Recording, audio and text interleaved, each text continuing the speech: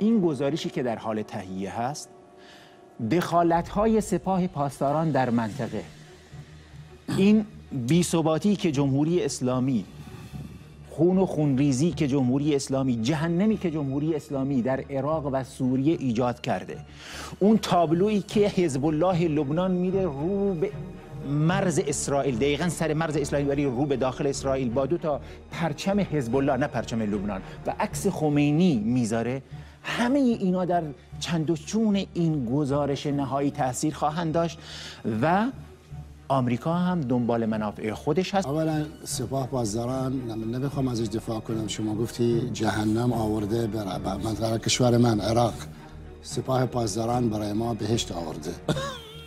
جدا بدون جهنمتون چی میتونه باشه؟ اجازه بدید. مرسی. سپاه پاسداران از ما من هم اون دفعه گفتم، الان هم باز هم میگم، ما از سپاه تشکر میکنیم، برای ما کمک کرده. سپاه پاسداران کمک کرده، شهید داده در عراق. جهنم چیه؟ داعش جهنم بود، عربستان سعودی جهنم برای ما آورده. البته من نمیخوام زیاد بحث این قضیه بکنم چون همیشه باید تکرار کنیم و بیاد اون عبدی اون هنرپیشه ایران میگه باز هم مدرسم دیر شد. اجازه بدید آقایون، اجازه بدید. عراق تجزیه شده؟ اجازه بدید آقایون.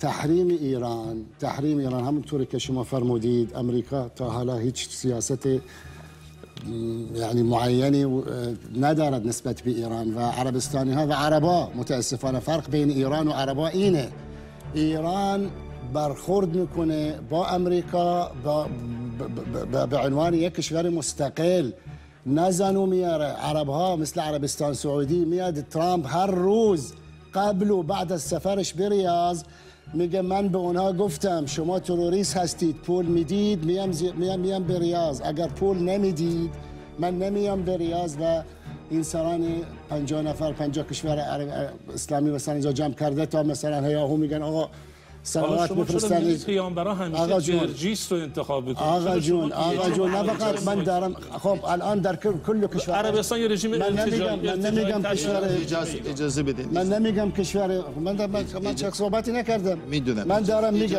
عربستان بندی بکنم. خب من باید صحبت کنم، من تا حالا صحبت نکردم.